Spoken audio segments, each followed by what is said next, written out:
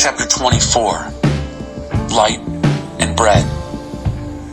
God spoke to Moses. Order the people of Israel to bring you virgin olive oil for light, so that the lamps may be kept burning continually. Aaron is in charge of keeping these lamps burning in front of the curtain that screens the testimony in the tent of meeting from evening to morning continually before God. This is a perpetual decree down through the generations.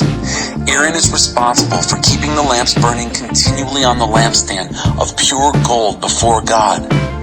Take fine flour and bake 12 loaves of bread, using about 4 quarts of flour to a loaf.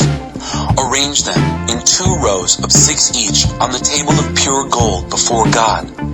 Along each row, spread pure incense, marking the bread as a memorial. It is a gift to God. Regularly, every Sabbath, this bread is to be set before God, a perpetual covenantal response from Israel. The bread then goes to Aaron and his sons, who are to eat it in a holy place. It is their most holy share from the gifts to God. This is a perpetual decree. One day, the son of an Israelite mother and an Egyptian father went out among the Israelites. A fight broke out in the camp between him and an Israelite. The son of the Israelite woman blasphemed the name of God and cursed. They brought him to Moses. His mother's name was Shilemeth, daughter of Dibri of the tribe of Dan. They put him in custody, waiting for God's will to be revealed to them. Then God spoke to Moses. Take the blasphemer outside the camp. Have all those who heard him place their hands on his head. Then have the entire congregation stone him. Then tell the Israelites, anyone who curses God will be held accountable. Anyone who blasphemes the name of God must be put to death. The entire congregation must stone him. It makes no difference whether he is a foreigner or a native. If he blasphemes the name, he will be put to death. Anyone who hits and kills a fellow human must be put to death. Anyone who kills someone's animal must make it good, a life for a life. Anyone who injures his neighbor will get back the same as he gave, fracture for fracture, eye for eye, tooth for tooth. What he did to hurt that person will be done to him. Anyone who hits and kills an animal must make it good, but whoever hits and kills a fellow human will be put to death. And no double standards. The same rule goes for foreigners and natives. I am God, your God. Moses then spoke to the people of Israel. They brought the blasphemer outside the camp and stoned him. The people of Israel followed the orders God had given Moses. Chapter 25. The land will observe a Sabbath to God. God spoke to Moses at Mount Sinai. Speak to the people of Israel. Tell them, when you enter the land which I am going to give you, the land will observe a Sabbath to God. Sow your fields, prune your vineyards, and take in your harvests for 6 years. But the 7th year, the land will take a Sabbath of complete and total rest, a Sabbath to God. You will not sow your fields or prune your vineyards. Don't reap what grows of itself. Don't harvest the grapes of your untended vines. The land gets a year of complete and total rest. But you can eat from what the land volunteers during the Sabbath year, you and your men and women servants, your hired hands, and the foreigners who live in the country. And of course, also your livestock and the wild animals in the land can eat from it. Whatever the land volunteers of itself can be eaten. The 50th year shall be a jubilee for you. Count off 7 Sabbaths of years. 7 times 7 years. 7 Sabbaths of years adds up to 49 years. Then, sound loud blasts on the ram's horn on the 10th day of the 7th month, the Day of Atonement. Sound the ram's horn all over the land. Sanctify the 50th year. Make it a holy year. Proclaim freedom all over the land to everyone who lives in it. A jubilee for you.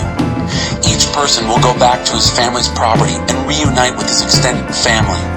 The 50th year is your jubilee year. Don't sow, don't reap what volunteers itself in the fields, don't harvest the untended vines, because it's the jubilee and a holy year for you. You're permitted to eat from whatever volunteers itself in the fields. In this year of jubilee, everyone returns home to his family property. If you sell or buy property from one of your countrymen, Don't cheat him. Calculate the purchase price on the basis of the number of years since the Jubilee. He is obliged to set the sale price on the basis of the number of harvests remaining until the next Jubilee. The more years left, the more money. You can raise the price, but the fewer years left, the less money. Decrease the price. What you are buying and selling, in fact, is the number of crops you're going to harvest. Don't cheat each other. Fear your God. I am God, your God. Keep my decrees and observe my laws, and you will live secure in the land. The land will yield its fruit. You will have all you can eat and will live safe and secure. Do I hear you ask, what are we going to eat in the 7th year if we don't plant or harvest? I assure you, I will send such a blessing in the 6th year that the land will yield enough for 3 years. While you plant in the 8th year, you will eat from the old crop and continue until the harvest of the 9th year comes in. The land cannot be sold permanently because the land is mine and you are foreigners. You're my tenants. You must provide for the right of redemption for any of the land that you own. If one of your brothers becomes poor and has to sell any of his land, his nearest relative is to come and buy back what his brother sold. If a man has no one to redeem it, but he later prospers and earns enough for its redemption, he is to calculate the value since he sold it and refund the balance to the man to whom he sold it. He can then go back to his own land. If he doesn't get together enough money to repay him, what he sold remains in the possession of the buyer until the year of Jubilee. In the Jubilee, it will be returned, and he can go back and live on his land. If a man sells a house in a walled city, he retains the right to buy it back for a full year after the sale. At any time during that year, he can redeem it. But if it is not redeemed before the full year has passed, it becomes the permanent possession of the buyer and his descendants. It is not returned in the Jubilee. However, houses in unwalled villages are treated the same as fields. They can be redeemed and have to be returned at the Jubilee. As to the Levitical cities, houses in the cities owned by the Levites are always subject to redemption. Levitical property is always redeemable if it is sold in a town that they hold and reverts to them in the Jubilee, because the houses in the towns of the Levites are their property among the people of Israel. The pastures belonging to their cities may not be sold. They are their permanent possession. If one of your brothers becomes indigent and cannot support himself, help him, the same as you would a foreigner or a guest, so that he can continue to live in your neighborhood. Don't gouge him with interest charges. Out of reverence for your God, help your brother to continue to live with you in the neighborhood. Don't take advantage of his plight by running up big interest charges on his loans, and don't give him food for profit. I am your God who brought you out of Egypt to give you the land of Canaan and to be your God. If one of your brothers becomes indigent and has to sell himself to you, don't make him work as a slave. Treat him as a hired hand or a guest among you. He will work for you until the Jubilee, after which he and his children are set free to go back to his clan and his ancestral land. Because the people of Israel are my servants, whom I brought out of Egypt, they must never be sold as slaves. Don't tyrannize them. Fear your God. The male and female slaves which you have are to come from the surrounding nations.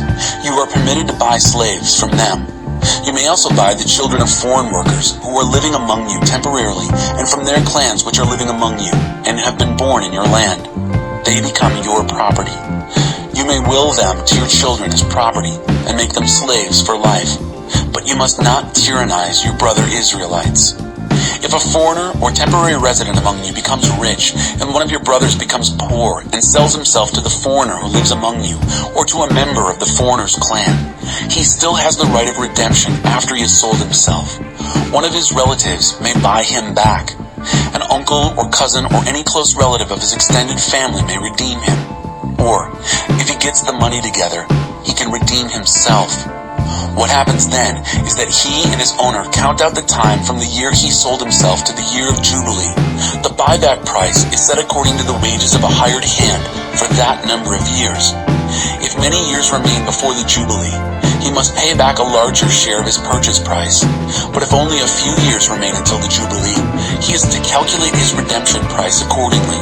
He is to be treated as a man hired from year to year. You must make sure that his owner does not tyrannize him.